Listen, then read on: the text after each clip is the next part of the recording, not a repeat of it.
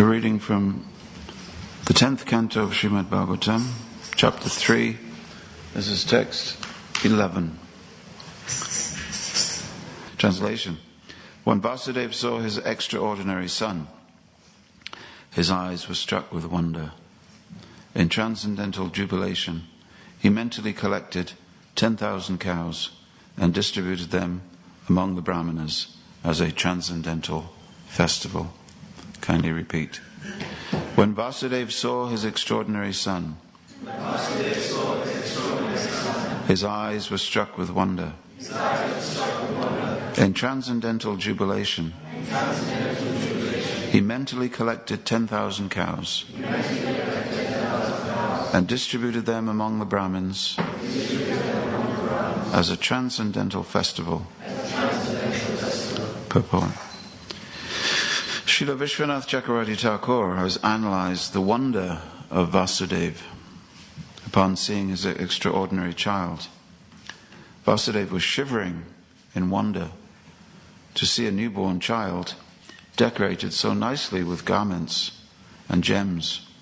He could immediately understand that the Supreme Personality of Godhead had appeared not as an ordinary child, Shri Radha Gokulananda Sitaram Lakshman Hanuman Ki Jai, but in his original, fully decorated, four-handed form.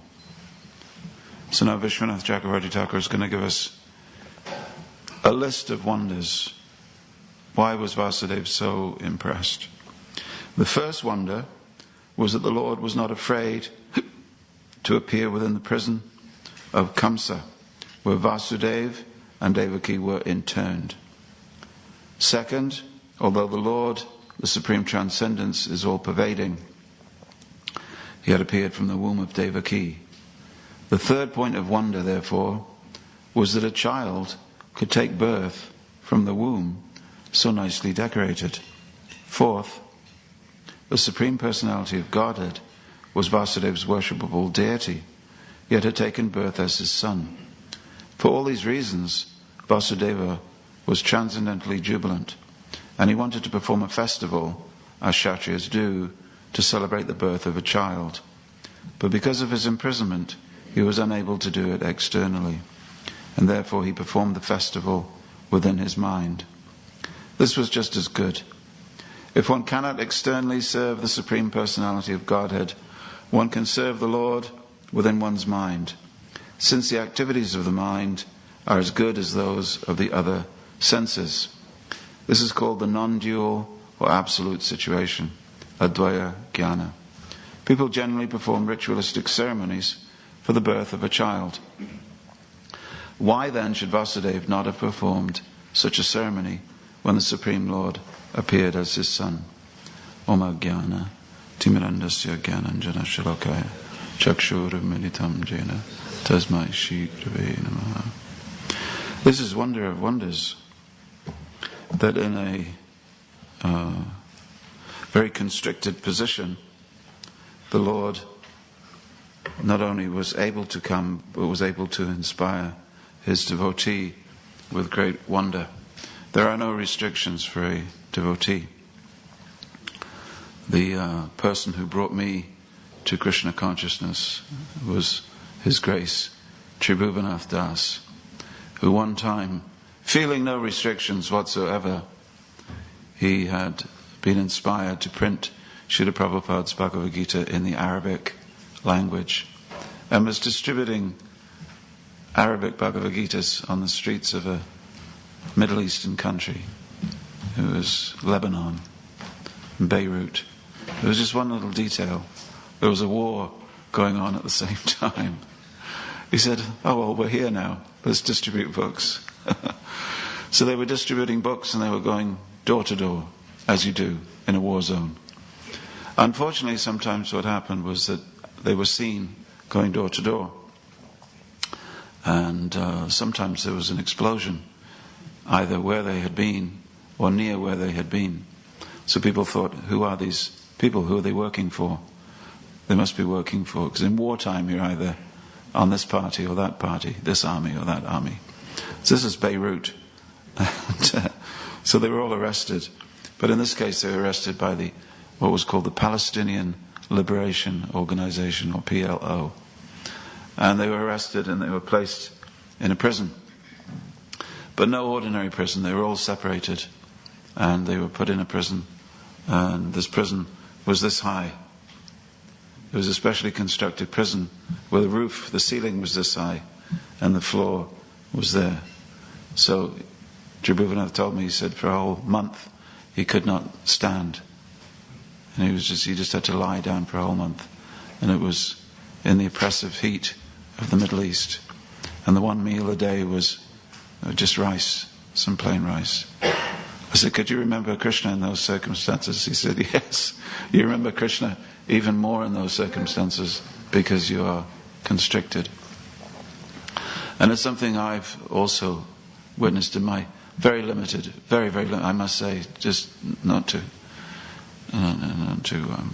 crow, but in my very limited days at Her Majesty's pleasure, in the constabulary's lockup after distributing books, when everything has been taken away, your neck beads, your bead bag, your beads, your Brahmin thread, your underwear, everything's taken away. Anything that you might do yourself damage with is taken away. You are left. So if everything is stripped away, how Krishna conscious can you be?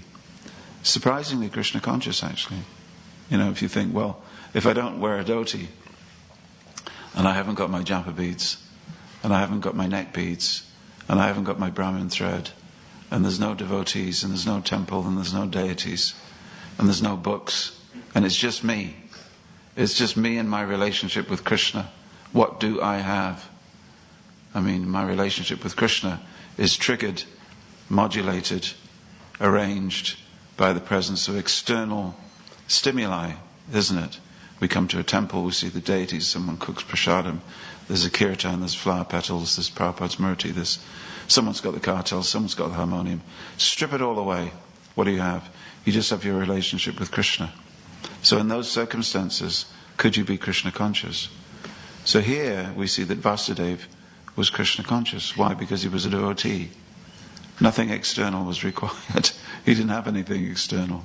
So the wonder begins when in a restricted situation he is able to remember the Lord. And this is part of our talk this morning, which I shall rapidly get on to because I was asked to give a talk about practicing Krishna consciousness at home. Now there's two places where you can be Krishna conscious. Well, three apparently. There's a jail, we've heard that, where you have nothing. There's a temple where literally you're given everything. Every possible way that you could be Krishna conscious, you can find here at Bhaktivedanta Manor. They'll even stamp your forehead with tilak when you walk in. They'll give you prasad as you leave. They'll tell you where to bow down, where to wait, where to queue, or not to bow down. Don't sing. Where to wear a mask or not wear a mask. You're told what to do, you see. We'll make it easy for you. So a temple is a place where it's easy for you to be conscious of Krishna. But what about your home? Is that easy to be conscious of Krishna? It could be. The original plan was you came here to the temple, and I'm giving this class not for those of you who live here. You're a small minority. But the great majority of people who are listening, you live at home. Can you be Krishna? Well, if you can be Krishna conscious in a jail with nothing, surely you should be Krishna conscious at home. That's really expected of you. You can be conscious of Allah in the mosque, but can you be conscious of Allah anywhere else? It all depends on the training. If God is everywhere, then you should be able to access Him everywhere. There's no question of sorry, I can't get a signal. You're breaking up, Krishna. You're breaking up. I can't hear. It's an internal telepathic, not telephone. So there's 4 causes of wonder here. First, that He's everywhere and that He appeared in the prison. Second, that He appeared as He did. Third, what is it? Third, that He was so nicely decorated. And fourth, that He'd taken birth as His son. Absolutely amazing. Usually children arrive in this world, and I've seen a few babies arrive in this world. They arrive pretty unconscious. Inspiring in the sense of, you look at your child just arrived and you think, I did that. And then the false ego begins. I did that. That's my child. Immediately, I, me, mine. Isn't it, Chris? Stamped all over the baby. It's like we used to see little dolls made in Hong Kong. Do you remember? Made in Hong Kong. So when we stamp our own baby, made by me. My wife did something, but mainly it was me. This is the ego asserting itself. You had absolutely nothing to do with it. You're simply carried on a machine made of material energy, and the modes of nature are doing everything, but you're claiming everything. So that's the first sense. If you want Krishna to appear in your home, strip away the ego from your family and your possessions and your house. Strip it all away, and you'll be able to see Krishna. Only until you see Krishna as the true owner and proprietor and creator and uplifter and maintainer and destroyer, will you be able to see Krishna in the right place. Secondly, understand that if you're a devotee of Krishna, he can appear to you in any situation. Third, that he's a person, that he is decorated in wonder, and that you have a personal relationship with him. But that's not the subject for today. I was asked to talk about Krishna consciousness at home, which is the original direction given to us by His Divine Grace, A.C. Bhaktivedanta Swami Prabhupada, who said in 1968, let's hear something Prabhupada said in 1968, in a book known as Bhagavad Gita as It Is. You heard of that one? Good one. If one is in full Krishna consciousness, he can make his home very happy, because this process of Krishna consciousness is very easy. Anybody been in Krishna consciousness more than 5 years? Yeah? Give me a wave of your hand. Is it easy? He said it was.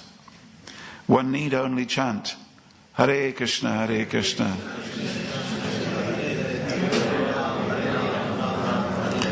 Well, you knew that already. But what's the other 3 items? Accept the remnants of foodstuffs offered to Krishna. Have some discussions on books like Bhagavad Gita and Srimad Bhagavatam, and engage oneself in deity worship. These 4 will make one happy. Sometimes when you have devotees and they're not very happy, you ever come across a devotee who's not very happy? Prabhupada, I think it was here that Prabhupada, there was one servant that Prabhupada had.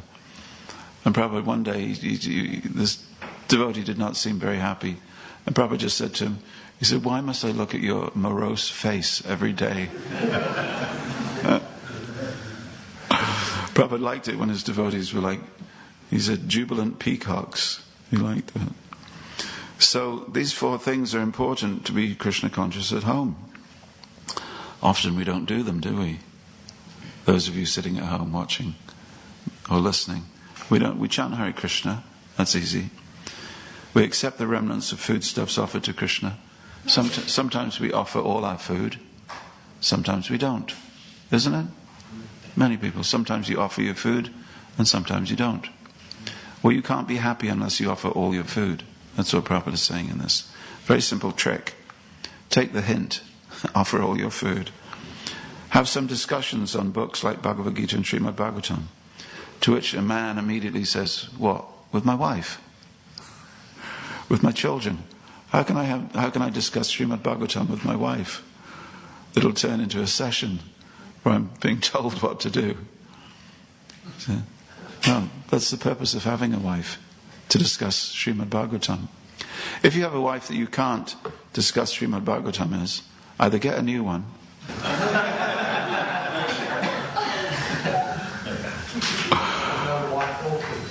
but apart from that, get a new wife by waking up one morning and saying to her, my dear, I think we should discuss Srimad Bhagavatam. Srila Prabhupada gives that direction. What do you think? And she will go, yes, we should do that, my husband. And immediately your relationship will bloom. And the last thing, engage oneself in deity worship. Well, Prabhupada said different things about deity worship. We consider them. He said things like, if you live within 8 miles of the temple, come to the temple. That's your main focus of deity worship. If you live outside that perimeter... No, he didn't say that, I'm making it up. But he installed Radha Krishna deities in a house that is 8 miles from here, reasoning that the devotee could not easily come to Bhaktivedanta Manor. So then he made the arrangements that he could worship Krishna at home. But, he said, if you cannot easily come to the temple, worship Krishna at home. If you can easily come to the temple, then please push on the deity worship at the temple. I think this will be the best plan, the best idea. I've got the exact quote. He says, if you do these 4 things, that will make you happy. Easy. This was chapter 13, texts 8 to 12. And he wrote that in 1968, quite early on. So we are lucky that at least... when I joined this movement, they took everything away from me. They said, you have to surrender. I said, what does that mean? And the devotee upstairs here at the manor said, you have to give us your rucksack. Give us your rucksack, your sleeping bag, and your camera. We'll have that. We'll use that in Krishna's service. They took everything away from me. Bunch of thieves in the brahmachari ashram. So I had no camera. So sometimes people say to me, why is there no photographs of you from 1974 through to 1981? I said, because no devotee owned a camera. Why are you going to take photographs of a lump of blood, mucus, stool, urine, hair, feces, which is what the body is? Okay, well, with that attitude, no one takes any photographs of just about anybody. So there's very few photographs of devotees here in the ashram. Now we have many, many photographs and everybody's got a camera. But when Prabhupada was in Conway Hall, we are lucky that someone did have a camera. His name was Guru Das. There's a very famous picture taken by Guru Das from the side of the stage in Conway Hall. And it's Prabhupada like this. Prabhupada is preaching to the assembled friends and members and interested parties at Conway Hall, and he's like this. Classic preaching pose. And that was taken and put on the masthead of the Back to Godhead magazine. Have you seen it? If you read Back to Godhead, remember that magazine? Anybody still read it? Hope so. So Prabhupada is there like that, little, what they call a lozenge photograph. Anyway, he took that. So the words that Prabhupada is saying are twofold. He begins that lecture by saying, ladies and gentlemen, what are the Vedas? And that goes on to become the Ishopanishad introduction. But further on in the lecture, he concludes by telling them how to become Krishna conscious at home. And this is what he says. The process is very simple. Just keep a picture, listen carefully, just keep a picture of Lord Chaitanya with his associates. Lord Chaitanya is in the middle, accompanied by his principal associates, Nityananda, Advaita, Gadadhar and Srivas. One simply has to keep this picture. One can keep it anywhere. It is not that one has to come to us to see this picture. Anyone can have this picture in his home, chant this Hare Krishna mantra, and thus worship Lord Chaitanya. That is the simple method. But who will capture this simple method? Those who have good brains. Without much bother, if one simply keeps a picture of Sri Chaitanya Mahaprabhu at home and chants Hare Krishna, then one will realize God. Anyone can adopt this simple method. There is no expenditure, there is no tax, nor is there any need to build a very big church or temple. Anyone, anywhere, can sit down on the road or beneath a tree and chant the Hare Krishna mantra and worship God. Therefore, it is a great opportunity. Okay? Excellent, isn't it? That's Conway Hall in London. So the first of these considerations is chanting Hare Krishna. Anyone that comes to this temple regularly and hears the Srimad Bhagavatam classes will know so many instructions on chanting Hare Krishna. I don't intend to repeat them for you, but I thought that I would tell a story. There was a king. I've told this probably 26 times. There was a king who wanted a wonderful sculpture of an elephant in his garden. And he called all his sculptors together. He said, "Royal sculptors, make me the most lifelike stone sculpture of an elephant." They all did. He said, "This one is all right, this one is all right, this one is all right, this one's fine, but a few doesn't. But the one on the end, it should look like the real elephant on the end." He said, "That's a real elephant. For comparison, if you compare all of your sculptures," and they said, "Your Majesty, that's not a real elephant. That's a stone elephant." He said, "No, don't be ridiculous. I can see with my own eyes it's a real elephant." And he went up to it, knocked on it, and of course it was made of stone. He said, "Who is the sculptor that has made this elephant?" A young boy came forward and he said, "It is me, Your Majesty." He said, "How did you do it?" He said, "Well, Your Majesty," he said, "I just started with a big block of stone and I chipped away everything that was not elephant." See, I told you I'd told it many times before. So Prabhupada in the retelling, he says, life is a block of wood. He said, you just have to chip away that which is not Krishna. He said, there you will have Krishna.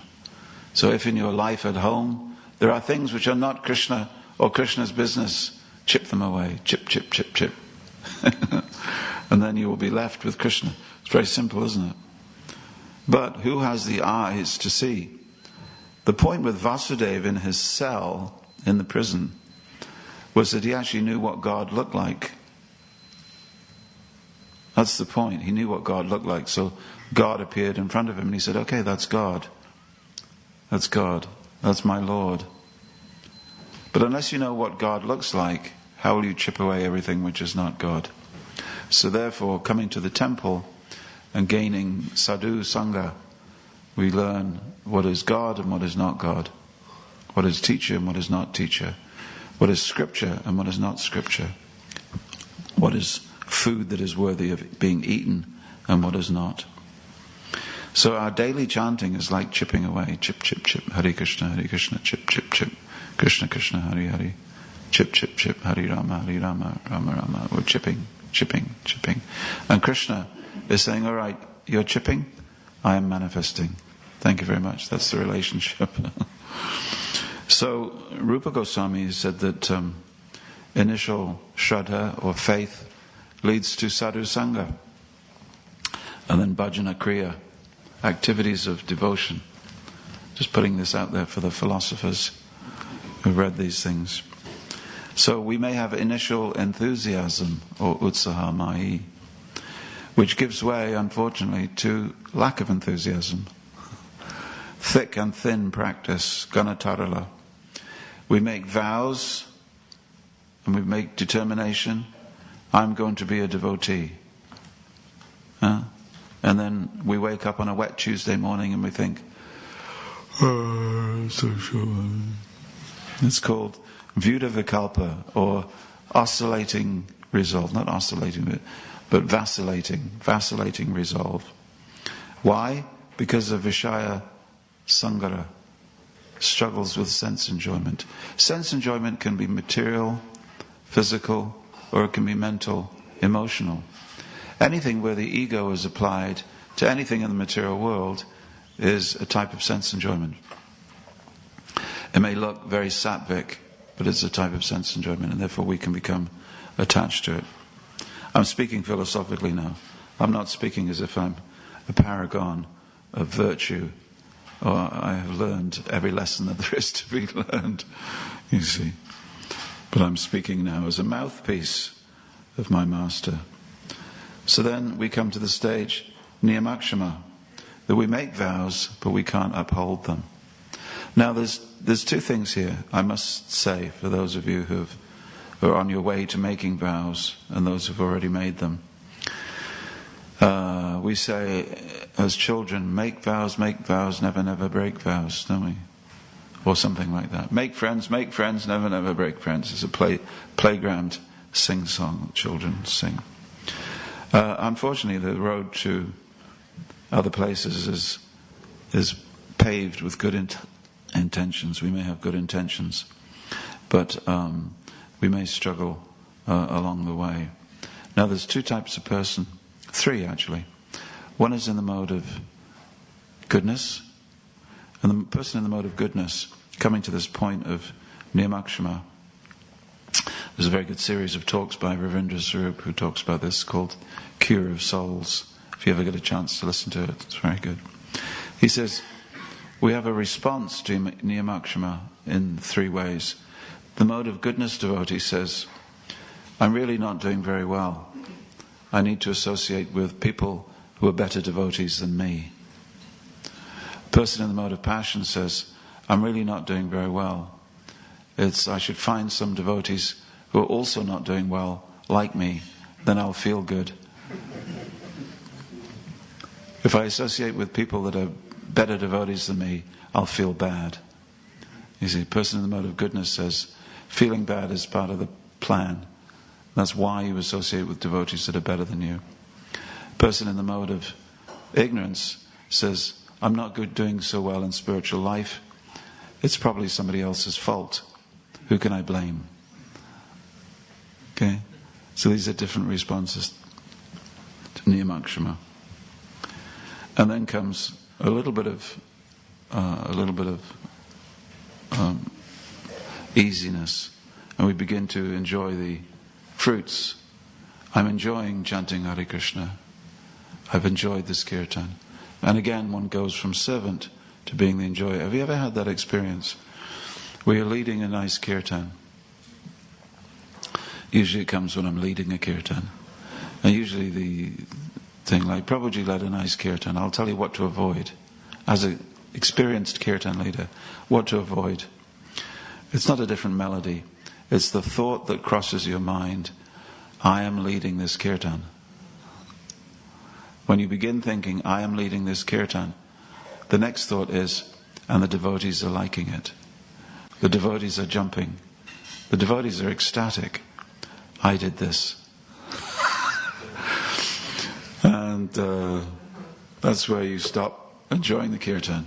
Isn't it, Lokabandhu?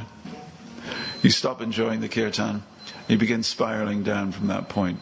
It's called Taranga Rangini. It can happen to anyone at the best of times. The other point, and Tribhuvanath, who was an excellent kirtan leader, he also taught me this point. He said, when you get above that, he says, you may have in a kirtan a taste of bliss, a taste of genuine bliss. So you experience this genuine bliss, either you're leading the kirtan or you're not, but you actually feel as if Krishna is standing next to you. The Krishna is with you. The Krishna is telling you, this is what it's like if you were to be Krishna conscious all the time. Isn't it wonderful? He said, then immediately what follows that is the fear. But I'm going to lose this tomorrow.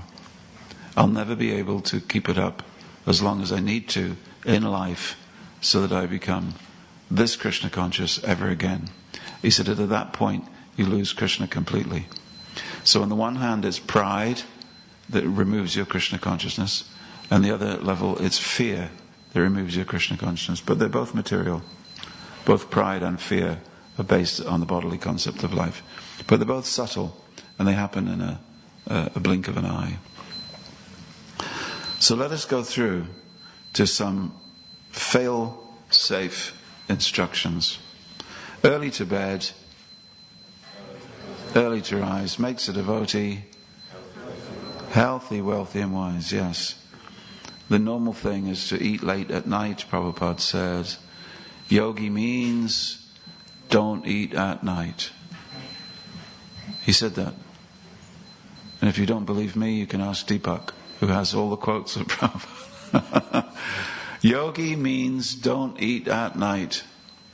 How many people eat at night and then can't get up in the morning? You can do it maybe before you're 30 years old. After 30 years old, you really have to be very careful. Yeah. Eat at 4. He said if you eat at 6, it takes 6 hours to digest grain. If you digest grain, he said there are different types of deep consciousness, different types of consciousness. There's an Upanishad called the Mandukya Upanishad that tells the Upanishad of the frog.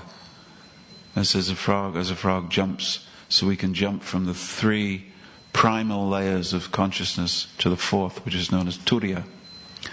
So the deep, deep sleep is known as Sushupti, no dreams. The dreaming sleep is known as Swapna, you're conscious but unconscious. And then Jagrati or Jagrata is waking consciousness, which may be subject to different levels of dreaming. This is something that Patanjali Muni gets into. So the thing is that in order to completely restore the body, we need sushupti. But so often if we eat at night, we get swapna, and you wake up the next morning and you are tired. And we have dive bomb japa as a result. You know dive bomb japa?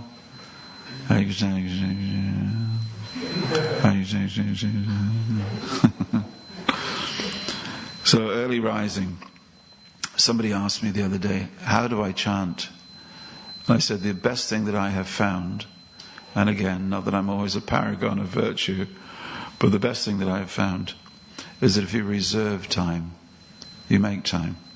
You make an appointment with Krishna. You make an appointment.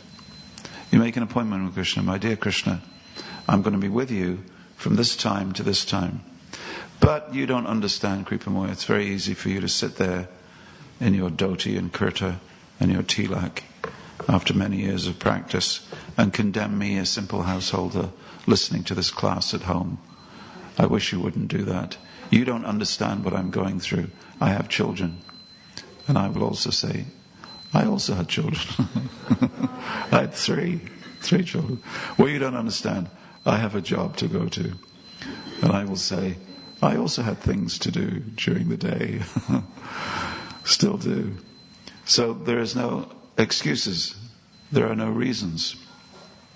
Once you've declared mentally, I'm going to be a devotee, the next thing you have to do is say, I'm going to make an appointment with Krishna each morning and allow no interruptions.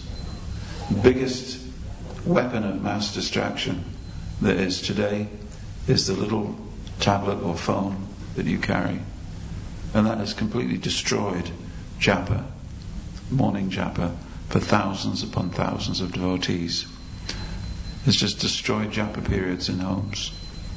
So much so that even if it's our first, when we meet devotees, we go, let me take a picture, Taking a picture of a devotee. When people come in front of the deities, first thing they do is take a picture. If you were invited to go and see the Queen, and she invited you into a private chamber, what's the first thing you do? Whip out your phone and say, can I just take a selfie? No, you don't do that, you plod. You behave according to how that person wishes you to behave. It's not all about you and your enjoyment and how many images you can capture on your phone. It's about interacting with a person. When you come in front of the deities in the temple, don't take a picture. There's no value in taking a picture. You know that you'll never look at that picture again. Go in front of the deities, keep your phone in your pocket, put your 2 hands together like that, and pray for God's sake. Pray. And say, I am a fallen wretch. I've forgotten you for many, many thousands of lifetimes. Now I have an opportunity to remember you. Please allow me to remember you. This is a much better thing than oh look, the deities. Sorry, sir, I know you're probably doing it for a very professional reason. But interact. Especially if you live at home, as, of course, who doesn't live at home except the homeless? Devotees used to give classes here. They used to say, for those devotees who live at home, as if it was some sort of rare species of life. for those devotees who live in their own home. But we have to be very conscious. We have thousands upon thousands. We've been successful. One of the most difficult things is for the International Society for Krishna Consciousness to respond to its own success. After years and years of preaching, teaching, guiding, instructing, befriending, supporting, we have success in that thousands of people wish to be devotees or are devotees. Honouring the Lord's prasadam, I'll do this very quickly. Prabhupada said something very funny in Vrindavan. It wasn't very funny actually, but I thought it was funny because I have an evil mind. He said, observing that some of his disciples were eating too much, he said, many sannyasis have fallen down in the name of Mahaprasadam. Interesting, yeah? I'll leave you to think about that. But the main thing is that please do offer your food. It is very easy when you have children not to offer what your children eat and then to sort of mentally excuse yourself and eat their food.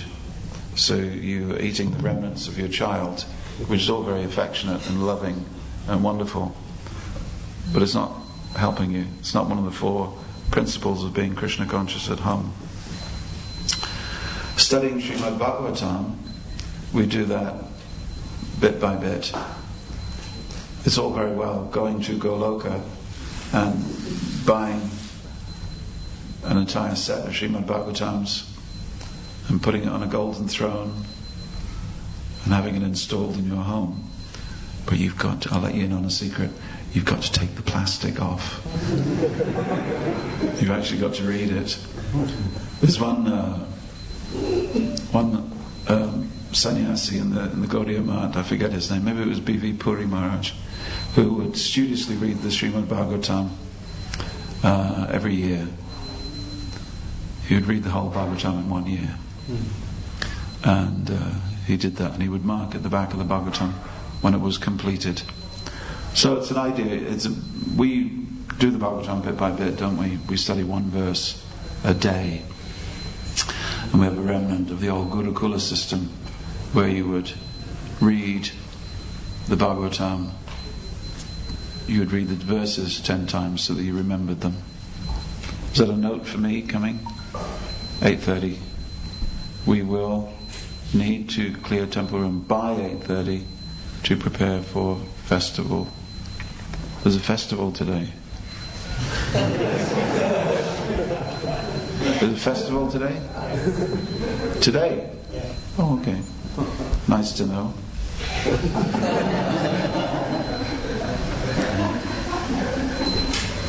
So we shall finish. So here's something. Deity worship. Lord Chaitanya Mahaprabhu requested them all to return home and begin chanting the holy name congregationally. He also requested them to worship Krishna, chant his holy name, and discuss his holy pastimes. Prabhupada says, everyone can execute the cult of Krishna consciousness at home, as ordered by the Lord. And then he again says these things. And it said here, this is very interesting. It is not that we have to open different centers all over the world. Okay? We don't have to do it. Whoever cares for the Krishna consciousness movement can install deities at home and, under superior guidance, worship the deity regularly, chanting, discussing, etc. We are actually teaching in our classes how to go about this. One who feels that he is not yet ready to live in a temple, which is 99.9% of people, or undergo strict regulated principles in the temple, especially householders who live with a wife and children, can start a center at home by installing the deity, worshipping the Lord morning and evening, chanting and discussing the Bhagavatam. Anyone can do this at home without difficulty, and Sri Chaitanya Mahaprabhu requested all the devotees present there to do so. We want, and this is a letter, we want every house to be a temple. Not that our place should be the only place for people to come. No. This should be the process that they learn at our place, School of Bhakti, then establish the same thing at home, congregational development. Now, what do? Well, I can't worship the Lord at home like you worship Him in the temple. So Krishna says, one should worship me by offering the most excellent paraphernalia, but a devotee completely free from material desire may worship me with whatever he is able to obtain. Okay, let me go on to different things. Hare Krishna. So we have a couple of minutes. Any questions? 8:30? Is this? Okay, 8:30. Any points? Then we will finish bang on time. But you didn't follow this advice. Prayojana, you didn't follow this advice. I came to your home, I installed the Bhagavatam, installed the deity, got him started on Sankirtan at home. And then what did you do? Thanking me as a way of thanking me and my wife for coming to the Isle of Wight, helping you become Krishna conscious at home. What did you do? How did you repay me? You came and you became a monk. Every time I see you, I think, what a waste. Dressed in saffron. Yeah. Just one mention of a verse that Bhagavad Gita 9:27 is a perfect verse for the householder, where he says, "Do everything for me in this consciousness." Yes. So look after your family, look after your place. It's Krishna's house, it's Krishna's children. These aren't yours. So it's a wonderful verse. So that's Prabhupada. It's good advice and purport. Okay, that's it. Thank you. Wonderful. Yeah. Go on. Your voice will carry. Oh, online people. For the devotees at home. For the devotees at home. I was just thinking, Guru, it's not really just that whenever we speak with devotees who are living outside and we talk about this, that you can be Krishna conscious anywhere, and there's no matter how much you say it and no matter how much you teach it, it always feels like they think it's just like not true. Like it's just that you're just saying it to make them feel better or whatever, but it's not actually possible. It's a nice idea, but it's never really. And we just preach it because it's like. There was a man. He had difficulty being Krishna conscious at home. He went to his guru and he said, "Why do you find it so difficult to be Krishna conscious at home?" He said, "Well, I have 6 children. Wife and 6 children." He said, "Well, go home and invite your mother-in-law to come and stay with you."